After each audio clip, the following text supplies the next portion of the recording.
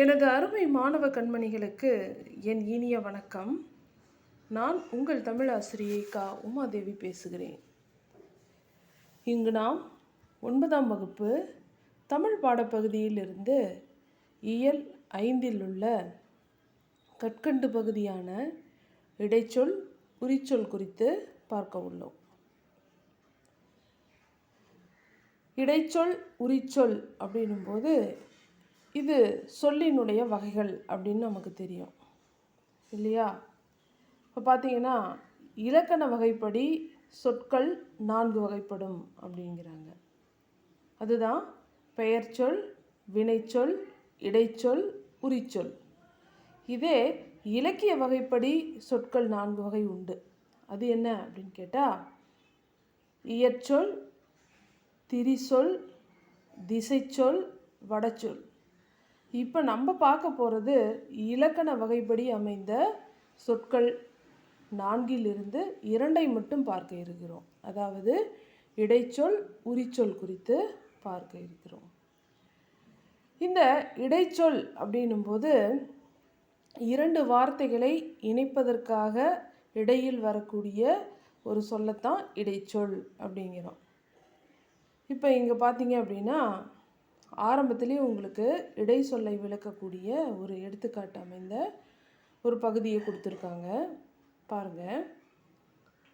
சுசீலா அவளுடைய தோழி கமீலாவின் வீட்டுக்கு போனாள். கமீலாவும் சுல்தானும் தொலைக்காட்சி நிகழ்ச்சியை பார்த்து கொண்டிருந்தனர். சுல்தானை விட கமீலா 2 ஆண்டுகள் பெரியவள். ஆனால் உருவத்தில் சுல்தான் தான் அண்ணனை போல இருப்பான். சுசீலாவை கண்டவுடன் கமீலா மகிழ்ச்சி அடைந்தாள். இதில் என்ன நம்ம பார்க்க போகிறோம் அப்படின்னா, இந்த பகுதியில் இடைச்சொற்கள் எங்கெங்கெல்லாம் இருக்குது அப்படின்னு பார்க்குறோம். அப்போ முதல்லையே பாருங்கள், அதாவது வீட்டுக்கு போனால், வீட்டுக்கு அப்படின்னும்போது அந்த இடத்துல ஒரு இடைச்சொல் கூ என்பது இந்த இடத்துல இடைச்சொல். கமீலாவும் சுல்தானும் அப்படின்னும்போது விகுதி இந்த இடத்துல வந்திருக்கிறது அல்லவா, இது இடைச்சொல். சுல்தானை விட கமீலா 2 ஆண்டுகள் பெரியவள் அப்படின்னும்போது விட அப்படிங்கிறது இந்த இடத்துல இடைச்சொல். சுல்தான் தான் அண்ணனை போல இருப்பான். சுல்தான் தான் அப்படின்னு வருது இல்லையா, அந்த தான் அப்படிங்கிறது இங்கே இடைச்சொல். இவ்வாறு இடைச்சொற்கள் நிறைந்த பகுதியை இங்கே நம்ம பார்க்குறோம். அப்போ ஒரு பொருளை நமக்கு விளக்குவதற்காக ஒரு அமைந்த ஒரு சொல்லே இடைச்சொல் அப்படின்னு நம்ம தெரிஞ்சுக்கிறோம் இல்லையா? ராமன் சீதை காட்டுக்கு போனார்கள் அப்படின்னு சொல்லும்போது நமக்கு புரியும். ஆனாலும் அதில் பார்த்தீங்க அப்படின்னா ஒரு கோர்வையான ஒரு வார்த்தை இல்லை. இதே ராமனும் சீதையும் காட்டுக்கு போனார்கள் அப்படின்னும்போது தான் அந்த வார்த்தை நிறைவடைகிறது. இவ்வாறு ஒரு வார்த்தையை நிறைவு செய்வதற்கு இந்த இடைச்சொற்கள் பயன்படுது அப்படின்னு சொல்லிட்டு இடைச்சொற்கள் எவ்வாறெல்லாம் வருகிறது அப்படிங்கிறத இப்போ மேலும் பார்ப்போம். மேற்கண்ட பகுதியில் இடைச்சொற்களை இனம் காண முடிகிறதா? இன், கு, உடைய, ஐ, விட, கல், ஆனால், தான், போல, உடன் போன்றவை இடைச்சொற்கள். இது 2 மதிப்பெண் வினாக்களில் கேட்பாங்க. அதாவது இடைச்சொற்கள் அப்படின்னு சொல்லி பார்க்கும்போது எவையெல்லாம் இடைச்சொற்கள் அப்படின்னு சொல்லிட்டு, இப்போ இன், கு, உடைய, ஐ, விட, கல், ஆனால், தான், போல, உடன் போன்றவையெல்லாம் இடைச்சொற்கள் அப்படின்னு நம்ம எழுதுவோம். நிறைய இந்த பகுதியில் நமக்கு 1 மதிப்பெண் வினாக்கள் கேட்பதற்கான வாய்ப்புகள் நிறையவே உண்டு. அதனால் கவனிக்கணும். பெயர்ச்சொற்கள், வினைச்சொற்கள் ஆகியவற்றை போல இடைச்சொற்கள் தமிழில் மிகுதியாக இல்லை. இதனையும் குறித்துக் கொள்ளுங்கள். பெயர்ச்சொற்கள், வினைச்சொற்கள் ஆகியவற்றை போல இடைச்சொற்கள் தமிழில் மிகுதியாக இல்லை. அதாவது நிறைய நம்ம தமிழ் மொழியில் பெயரும் வினையும் குறித்த சொற்கள் தான் நிறையவே இருக்கிறது. இந்த இடைச்சொற்கள் அப்படிங்கிறது மிகுதியாக இல்லை. ஏன்னா பார்த்தீங்க அப்படின்னா ஒரு வார்த்தையை இணைப்பதற்காக இடையில் வரக்கூடியது அப்படின்னும்போது பெயர் அப்படின்னும்போது பெயரும் வினையும் அதிகமாக வரும். ஆனால் இந்த இடை அப்படிங்கிறது மிகுதியாக இல்லை அப்படிங்கிறது குறிப்பு. ஆயினும் இடைச்சொற்களே மொழி பயன்பாட்டை முழுமையாக்குகின்றன அப்படின்றாங்க. அதான் நம்ம ஏற்கனவே சொன்னது போல் இந்த மொழியை நிறைவு செய்வதற்கு இந்த இடைச்சொற்களே பயன்படுகின்றன அப்படின்றோம். அதாவது ஒரு வார்த்தையை சரியானபடி அமைப்பதற்கு இந்த இடைச்சொற்களே நமக்கு துணை நிற்கின்றன. இடைச்சொற்கள் பெயரையும் வினையையும் சார்ந்து இயங்கும் இயல்பை உடையன. இதனையும் குறித்து கொள்ளுங்கள். இடைச்சொற்கள் பெயரையும் வினையையும் சார்ந்து இயங்கக்கூடிய இயல்பை உடையன. தனித்து இயங்காது. இந்த இடைச்சொற்கள் அப்படின்னும் போது தனித்து இயங்காது அல்லவா? பெயர் சொல்லையோ அல்லது வினை சொல்லையோ சார்ந்து தான் இயங்கும். அப்போ தனித்து இயங்கும்போது பொருள் வராது. இப்போ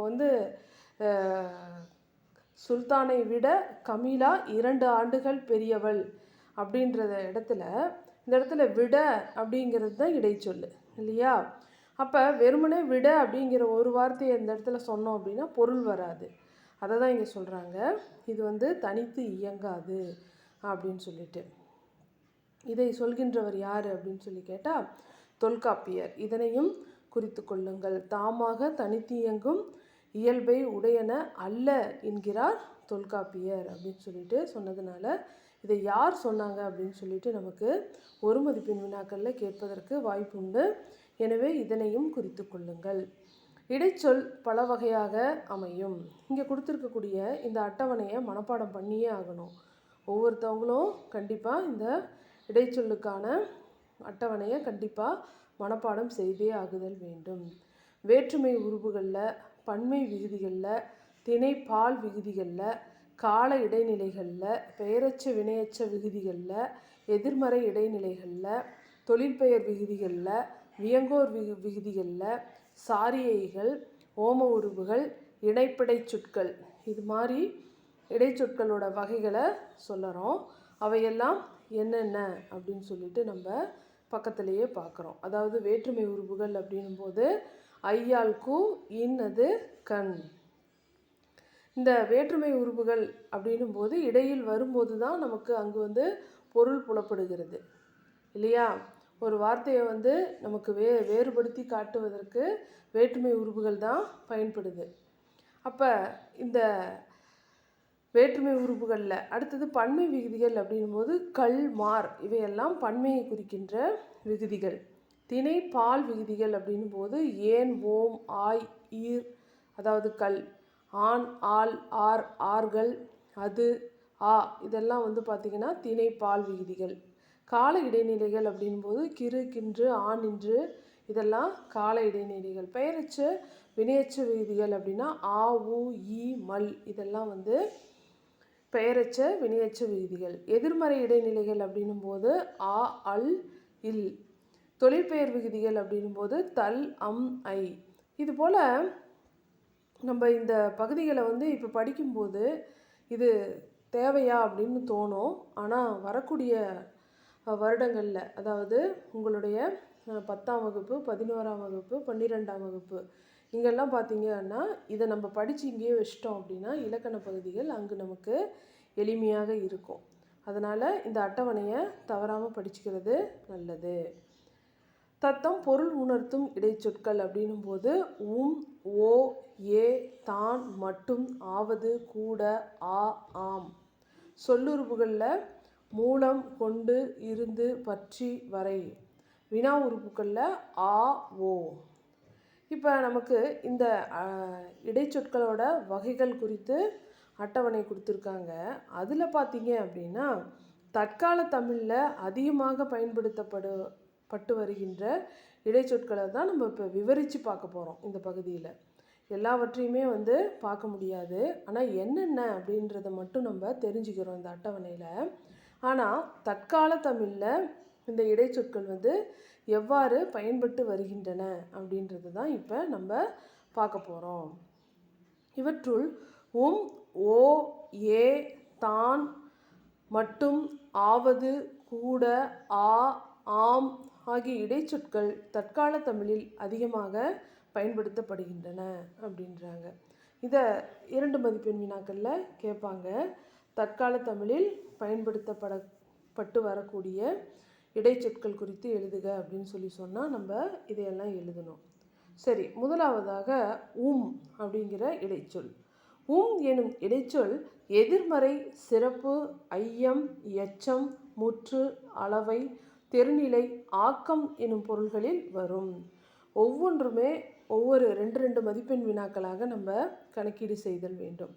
இப்போ பார்த்தீங்க அப்படின்னா எனும் இடைச்சொல் எவ்வளவிடங்களில் வரும் அப்படின்னு கேட்பாங்க. அல்லது ஓ எனும் இடைச்சொல் எவ்வளவிடங்களில் வரும், அல்லது ஏ என்னும் இடைச்சொல் எவ்வளவிடங்கள். இது மாதிரி ஒவ்வொரு பகுதியுமே நம்ம தனித்தனியாக கேட்பதற்கான வாய்ப்புகள் உண்டு. எனவே என்ன செய்கிறோம் அப்படின்னு கேட்டால், இவற்றுக்கான எடுத்துக்காட்டுகளை தவறாமல் படிக்கிறோம். எப்போவுமே இலக்கணம் படிக்கும்போது நம்ம புத்தகத்தில் படிக்கிறது ரொம்ப நல்லது. புத்தகத்தில் லைன் பை லைனாக நம்ம படித்து மனப்பாடம் பண்ணோம் அப்படின்னா எங்கிருந்து வினாக்கள் கேட்டாலும் அழகாக எழுதிடுவோம். அதனால் புத்தகத்திலேயே படிக்கிறது ரொம்ப நல்லது. மழை பெய்தும் புழுக்கம் குறையவில்லை, இது எதிர்மறை உண்மை இல்லையா?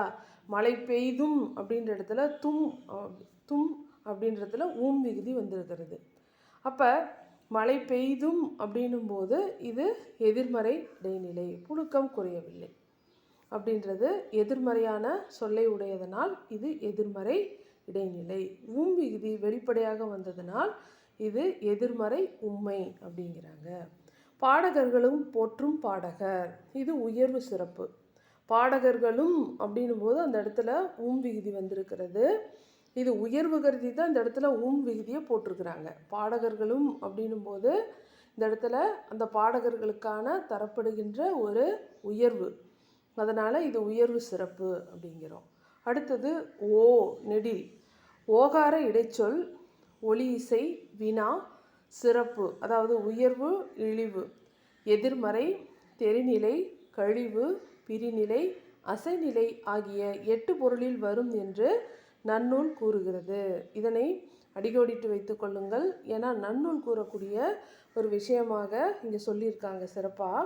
இங்கே பாருங்கள், தற்காலத்தில் ஓகார இடைச்சொல் பிரிநிலை பொருளில் அதிகமாக வருகிறது. அதை தவிர ஐயம், உறுதியாக கூற முடியாமை, மிகை, இது அல்லது அது, இதுவும் இல்லை அதுவும் இல்லை போன்ற பொருள்களிலும் வருகின்றன அப்படின்னு சொல்லிட்டு நமக்கு விளக்கம் தராங்க. சரி, எடுத்துக்காட்டுக்கு வருவோம். அதாவது இன்றைக்கு மழை பெய்யுமோ, இது ஐயத்தின் பொருட்டாக எழக்கூடிய ஒரு ஓகார இடைச்சொல். பெய்யுமோ அப்படின்னும் போது அந்த இடத்துல ஓகாரம் வருகிறது அல்லவா, அதை தான் சொல்கிறாங்க. பூங்கொடியோ மலர்கொடியோ பேசுங்கள், இது அல்லது அது, நம்ம மேலே சொன்னோம் இல்லையா, இது அல்லது அது அப்படின்னு சொல்லிட்டு அதை தான் இங்கே சொல்கிறாங்க. பூங்கொடியோ மலர்கொடியோ அப்படின்னும் போது இந்த இடத்துல ஒரு ஓகாரம் வருகிறது. அடுத்தது பாலுவோ கண்ணனோ பேசாதீர்கள், இதுவும் இல்லை அதுவும் இல்லைன்னு நம்ம சொன்னோம் இல்லையா, அதற்காக பாலுவோ கண்ணனோ பேசாதீர்கள். இந்த பாலுவோ அப்படின்ற இடத்துல ஓகாரம் வருகிறது, கண்ணனோ அப்படின்ற இடத்துல ஓகாரம் வருகிறது. அடுத்தது பாருங்க, நெடில் ஏகார இடைச்சொல் பிரிநிலை, வினா, எண், ஈற்றசை, தேற்றம், இசைநிறை ஆகிய 6 பொருள்களில் வரும் என்று நன்னூல் குறிப்பிடுகிறது. மறுபடியும் நம்ம நன்னூல் சொன்ன அதே விஷயத்தை தான் இங்கேயும் சொல்கிறாங்க. இந்த ஏகார இடைச்சொல் பார்த்தீங்க அப்படின்னா பிரிநிலை, வினா, எண், ஈற்றசை, தேற்றம், இசைநிறை ஆகிய 6 பொருள்களில் வரும் அப்படின்றாங்க. கவனிங்க, அதாவது இந்த தற்காலத்தில் ஏகாரம் தேற்று பொருளில், தேற்று பொருள் அப்படின்னா அழுத்தம் கொண்டு ஒரு வார்த்தையை நம்ம சொல்கிறோம் அப்படின்னா அதுதான் தேற்ற பொருள் அப்படிங்கிறோம். கவனிங்க, எடுத்துக்காட்ட அண்ணல் காந்தி அன்றே சொன்னார். அன்றே அப்படின்னும் போது இந்த இடத்துல ஏகாரம், அன்றே அப்படின்னு சொல்லிட்டு ஏகாரத்தில் ஒலிக்கிறது அல்லவா, அதை தான் இங்கே சொல்கிறாங்க. நடந்தே வந்தான், நடந்தே அப்படிங்கிறது இந்த இடத்துல ஏகாரம். இவையெல்லாம் நமக்கு தற்கால தமிழில் பயன்படுத்தப்பட்டு வருகின்ற இந்த இடை சொற்கள் அப்படிங்கிறத மறுபடியும் நமக்கு ஞாபகப்படுத்துகிறது இந்த வரிகள். சரி, அடுத்தது பாருங்க, தான் அப்படிங்கிற ஒரு இடைச்சொல். இந்த தான் அப்படிங்கிற இந்த இடைச்சொல் பார்த்தீங்க அப்படின்னா ரொம்ப முக்கியமான ஒரு பகுதி. நம்ம தான் அப்படின்னு சொல்லிட்டு ஒரு வார்த்தை தானேன்னு நினைக்கிறோம். அந்த தான் அப்படிங்கிற விகுதி எவ்வாறெல்லாம் மாறுபடும், அந்த சூழ்நிலைக்கு ஏற்ப எவ்வாறெல்லாம் மாறுபடும் அப்படின்னு சொல்லிட்டு பார்க்க போகிறோம். தான் எனும் இடைச்சொல்லும் அழுத்த பொருளில்தான் வருகிறது.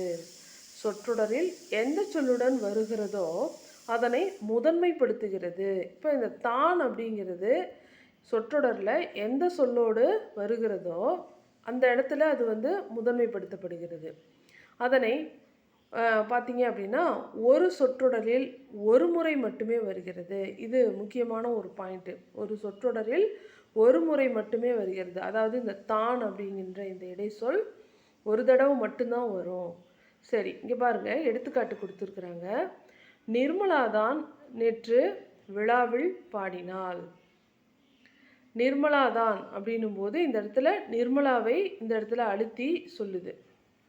நிர்மலா நேற்று தான் விழாவில் பாடினாள். அப்போ நேற்று அப்படிங்கிற ஒரு இடத்த இந்த இடத்துல அழுத்தி சொல்கிறது இந்த தான் அப்படிங்கிற ஒரு இடைச்சொல். நிர்மலா நேற்று விழாவில் தான் பாடினாள்.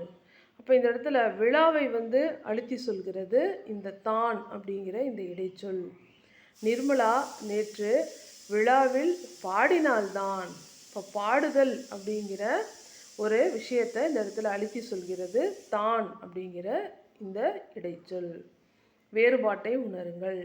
நிர்மலா தான் பாடினாள், தான் என்பது இடைச்சொல். நிர்மலா தானும் பாடினாள், தான் தச்சுட்டு படற்கை ஒருமை இடப்பெயர் பெயர்ச்சொல். சரி, அடுத்து பாருங்க, மட்டும் அப்படிங்கிற ஒரு இடைச்சொல். இந்த மட்டும் அப்படிங்கிற இடைச்சொல் எவ்வாறு வரும் அப்படின்னு சொல்லிட்டு நம்ம பார்க்க போகிறோம். இச்சொல் வரையறை பொருள் தருகிறது. மட்டும் என்கிற இச்சொல் பார்த்தீங்க அப்படின்னா வரையறை பொருள் தருகிறது. இதனை அடிகோடிட்டு வைத்துக் கொள்ளுங்கள். ஒரு மதிப்பெண் வினாக்களில் கேட்கக்கூடிய ஒரு பகுதி. வரையறை பொருளை தரக்கூடிய இடைச்சொல் அப்படின்னும் போது மட்டும், அதாவது முடிந்த வரை, குறிப்பிட்ட நேரம் வரை எனும் பொருள்களிலும் வருகிறது. எப்படி இந்த முடிந்த வரை அப்படின்னும் போது நம்ம என்ன சொல்கிறோம்? முடிந்த வரை மட்டும் நான் இந்த வேலையை செய்ய பார்க்குறேன். குறிப்பிட்ட நேரம் வரை அப்படிங்கிறோம். குறிப்பிட்ட நேரம் வரை மட்டும் இந்த கடை இயங்கும் அப்படிங்கிறோம். அப்போ வரையறை பொருளில் எவ்வாறெல்லாம் வருது அப்படின்னு பார்க்குறோம். படிப்பு மட்டும் இருந்தால் போதும், இது ஒரு வரையறை பொருள். படிப்பு மட்டும் அப்படிங்கிறது இந்த இடத்துல மட்டும் அப்படிங்கிற இடைச்சொல் இல்லையா? படிப்பு இருந்தால் போதும் அப்படின்னு சொன்னாலும் பொருள் வரும். ஆனால் அதை அழுத்தி சொல்கிறதுக்கு என்ன தேவைப்படுது? இந்த இடத்துல ஒரு இடைச்சொல் வேணும். அந்த இடைச்சொல் தான் மட்டும் அப்படிங்கிற இடைச்சொல். படிப்பு மட்டும் இருந்தால் போதும். இதை இன்னொரு வார்த்தையும் கேட்பாங்க, படிப்பு மட்டும் இருந்தால் போதுமா அப்படின்னு கேட்பாங்க இல்லையா? சரி, இங்கே பாருங்கள், ஆவது அப்படிங்கிற இடைச்சொல். ஆவது அப்படின்னும்போது இது பல பொருள்களில் வரும் இடைச்சொல்லாகும். ஆவது அப்படிங்கிற இந்த இடைச்சொல் பல பொருள்களில் வருகின்றனவாம். இப்போ நம்ம மேலே பார்த்த இந்த மட்டும் அப்படிங்கிறது வரையறை பொருளில் மட்டும்தான் வரும் அப்படின்னு சொல்லி பார்த்தோம். ஆனால் இந்த ஆவது அப்படிங்கிறது பல பொருள்களில் வரும். சரி, பொருள்களில் எல்லாம் வரும் அப்படின்னு பார்க்குறோம். 5 பேராவது வாருங்கள். 5 பேராவது அப்படின்னும் போது குறைந்த அளவை குறிக்கின்ற ஒரு இடைச்சொல். இது பேராவது அப்படின்றது இந்த ஆவது அப்படிங்கிற இந்த இடைச்சொல். இது பார்த்தீங்க அப்படின்னா குறைந்த அளவை குறிக்கின்ற இடைச்சொல். அவனாவது இவனாவது செய்து முடிக்க வேண்டும், இது அல்லது அது அப்படிங்கிறதுக்கான அவனாவது அப்படின்ற இடத்துல ஆவது அப்படிங்கிற இடைச்சொல். முதலாவது இரண்டாவது வரிசைப்படுத்துதல்.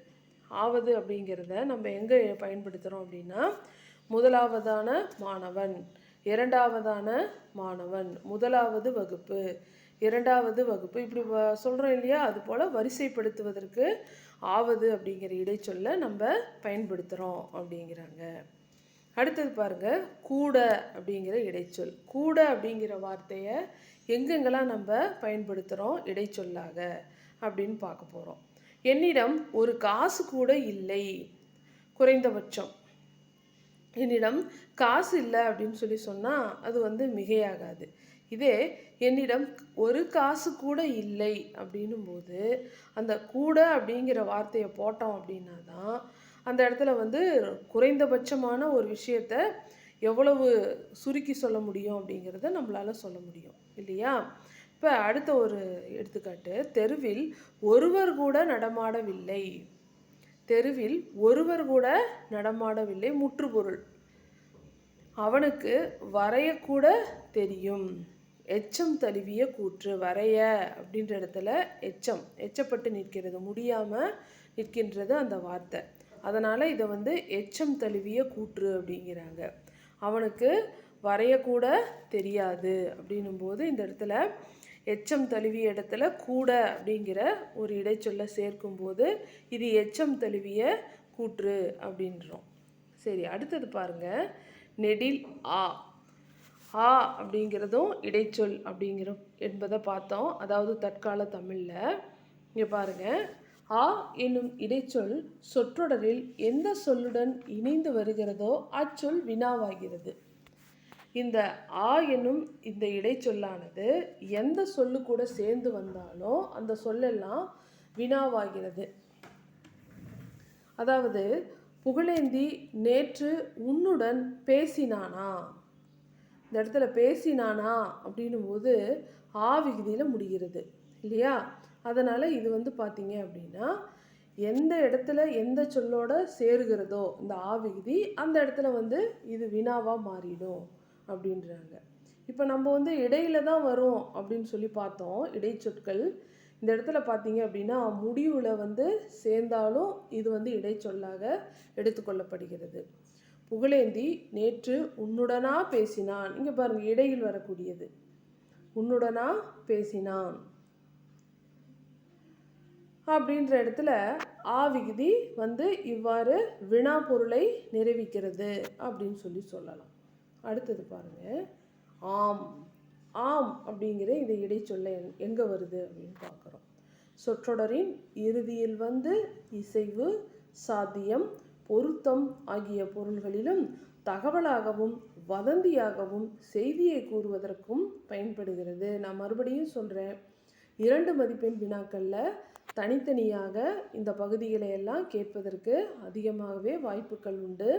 எனவே தனித்தனியாக ஒவ்வொரு இடைச்சொல் குறித்த விஷயங்களையும் படித்து வச்சுக்கிறது ரொம்பவுமே நல்லது. இப்போ இந்த ஆம் அப்படிங்கிற இந்த இடைச்சொல் பார்த்தீங்க அப்படின்னா சொற்றொடரின் இறுதியில் வந்து சொற்றொடரோட கடைசியில் வந்து இசைவு, சாத்தியம், பொருத்தம் ஆகிய பொருள்களிலும் தகவலாகவும் வதந்தியாகவும் செய்தியை கூறுவதற்கும் பயன்படுது அப்படிங்கிறாங்க. சரி, நம்ம எடுத்துக்காட்ட பார்ப்போம். உள்ளே வரலாம் அப்படிங்கிறோம். உள்ளே வரலாம், ஆம் அப்படின்னு சொன்னோம் இல்லையா? அப்போ இங்கே பாருங்கள், சொல்லினுடைய இறுதியில் வந்திருக்கிறது. அதாவது சொன்னாங்க இல்லையா, சொற்றொடரின் இறுதியில் வந்து இசைவு அப்படின்னாங்க இல்லையா? இசைவு அப்படின்னா அனுமதித்தல். அப்போ உள்ளே வரலாம் அப்படின்னும் போது அனுமதி கொடுக்கறது இல்லையா? அதை தான் இங்கே சொல்கிறாங்க. இனியன் தலைநகர் போகிறானாம். மேலே சொன்னோம் இல்லையா? அதாவது தகவலாகவும் வதந்தியாகவும் செய்தியை கூறுவதற்கும் பயன்படுகிறது அப்படின்னு சொன்னோம் இல்லையா? அதை தான் இங்கே சொல்கிறாங்க. இனியன் தலைநகர் போகிறானாம் அப்படின்ற இடத்துல போகிறானாம் அப்படின்ற இடத்துல ஆம் விகுதி வந்திருக்கிறது இல்லையா? இது வந்து தகவல். இனியன் அப்படிங்கிறவன் தலைநகருக்கு போகிறான் அப்படின்னு சொல்கிறத ஆம் விகுதியை சேர்த்து சொல்லும்போது அந்த வார்த்தை வந்து சிறப்படைகிறது. இது வந்து பார்த்திங்கன்னா ஒரு தகவல் அல்லது செய்தின்னு சொல்லலாம். பறக்கும் தட்டு நேற்று பறந்ததாம். இந்த இடத்துல ஒரு ஆம் விகுதி. இது ஒரு வதந்தி. பறக்கும் தட்டு நேற்று பறந்ததாம் அப்படின்னு சொல்லிட்டு ஒரு வதந்தியை பரப்புகிறாங்க. அந்த இடத்துல ஒரு ஆம் விகுதியை போடுறாங்க. இது பார்த்திங்க அப்படின்னா பொய்மொழி, அதாவது பொய்யான ஒரு வார்த்தை. பறக்கும் தட்டை யாரும் வந்து பார்க்க போகிறதில்ல, அதை வந்து பார்த்ததாக சொல்கிறது பொய்யான ஒரு மொழி இல்லையா? அதனால் இதை வந்து வதந்தியில் சொல்லுறாங்க. சரி, இந்த தெரிந்து தெளிவோம் அப்படிங்கிற ஒரு பெட்டி செய்தியை பாருங்கள். அன்று என்பது ஒருமைக்கும் அல்ல என்பது பன்மைக்கும் உரியன. இதெல்லாம் ஒரு மதிப்பெண்கள் வினாக்களில் நமக்கு கேட்பாங்க.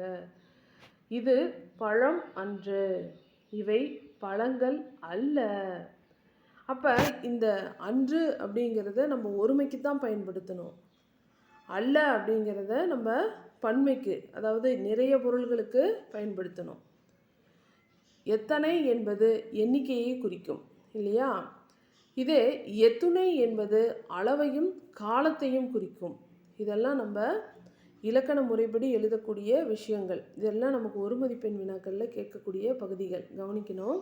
எத்தனை அப்படின்னா எண்ணிக்கையை குறிக்கும். இதே நம்ம எத்தனை அப்படிங்கிற இடத்துல எத்துணைன்னு போட்டுடக்கூடாது. அங்கு எத்தனை பழங்கள் உள்ளன அப்படின்னு கேட்கணும். இதே எத்துணை பழங்கள் உள்ளன அப்படின்னு கேட்டால் அது தவறு. அதை தான் இங்கே சொல்கிறாங்க. எத்தனை நூல்கள் வேண்டும் அப்படின்னு கேட்குறாங்க. இதே பார்த்தீங்க அப்படின்னா எத்துணை பெரிய மரம், எத்துணை ஆண்டு பழமையானது அப்படின்ற இடத்துல எத்துணைன்ற வார்த்தையை போடலாம். அதாவது மிகை கருதி சொல்வதற்கு இந்த எத்துணை அப்படிங்கிறத போடலாம். ஆனால் எத்தனை அப்படின்னா எண்ணிக்கையை மட்டும்தான் குறிக்கும் அப்படின்றது தான் இந்த தெரிந்து தெளிவோம் பகுதியில் சொல்லியிருக்கிறாங்க. சரி, அடுத்தது பாருங்கள். இப்போ நம்ம இதுவரைக்கும் பார்த்தது இடைச்சொற்கள் குறித்து பார்த்தோம். அடுத்தது உரிச்சொற்கள். நம்ம 4 வகை சொற்கள் குறித்து சொன்னோம் இல்லையா? பெயர்ச்சொல், வினைச்சொல், இடைச்சொல், உரிச்சொல்னு சொன்னோம் இல்லையா? பெயரும் வினையும் பற்றி நம்ம இங்கே பார்க்கல. வெறுமனே இடைச்சொல் குறித்து மட்டும் விரிவாக பார்த்தோம் இது வரைக்கும். இப்போ மேலும் உரிச்சொல் குறித்து பார்க்க உள்ளோம். உரிச்சொற்கள் அப்படின்னு சொல்லும்போது பெயர்களையும் வினைகளையும் சார்ந்து வந்து பொருள் உணர்த்துகின்றன. இதனை அடிக்கோடிட்டு வைத்து கொள்ளுங்கள். பெயர்களையும் வினைகளையும் சார்ந்து, நம்ம மேலே சொன்ன பெயரையும் வினையும் சார்ந்து தான் இந்த உரிச்சொற்கள் வரும்.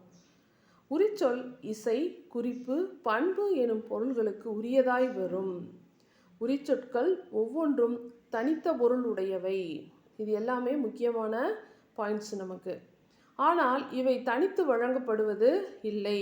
இந்த இடைச்சொல்லை போலவே இந்த உரிச்சொல்லும் தனித்து வழங்கப்படுவது இல்லை. உரிச்சொற்கள் செய்யுளுக்கே உரியன என்று நன்னூலார் கூறுகிறார்.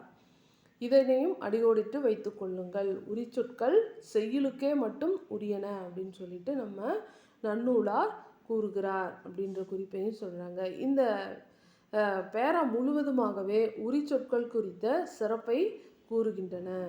சரி, இந்த உரிச்சொற்கள் பார்த்தீங்க அப்படின்னா ஒரு சொல் குறித்த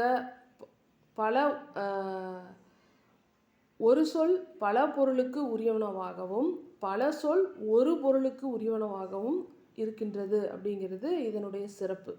அதாவது ஒரு சொல் பல பொருளுக்கு உரியது அப்படின்னா ஒரே ஒரு சொல்லு தான், ஆனால் அது வந்து பல பொருளை தரும். அதே பல சொல் பார்த்தீங்க அப்படின்னா ஒரு பொருளை தரும். சரி, என்ன அப்படிங்கிறத இங்கே பாருங்கள், எடுத்துக்காட்டு கொடுத்துருக்காங்க ஒரு அட்டவணையில். இப்போ பார்த்தீங்கன்னா கடிமலர் அப்படின்னா மனமிக்க மலர், கடிநகர் காவல் மிக்க நகர். இது எல்லாமே நமக்கு ஒரு சொல் பல பொருளுக்கு உரியது.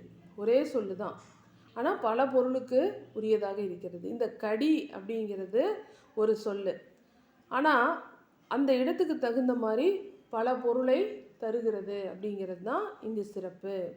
இங்கே பாருங்கள், கடிமலர் அப்படின்னா மனமிக்க மலர்னு சொல்லுறாங்க. இதே இந்த கடிநகர் அப்படிங்கிற வார்த்தையில் கடின்ற வார்த்தை வருது. இதெல்லாம் உரிச்சொற்றொடர்கள். கடின்ற வார்த்தையும் வருது, ஆனால் இந்த இடத்துல வந்து வேற ஒரு பொருளை தருகிறது. காவல் மிக்க நகர் அப்படின்னு சொல்லிட்டு வேறு ஒரு பொருளை தருகிறது. கடி விடுதும் அப்படின்னா இந்த இடத்துல பார்த்தீங்க அப்படின்னா விரைவாக விடுவோம் அப்படின்னு சொல்லிட்டு வருது. கடி அப்படிங்கிற வார்த்தை இங்கேயும் வருது, ஆனால் விரைவாக அப்படிங்கிற பொருளை தருகிறது.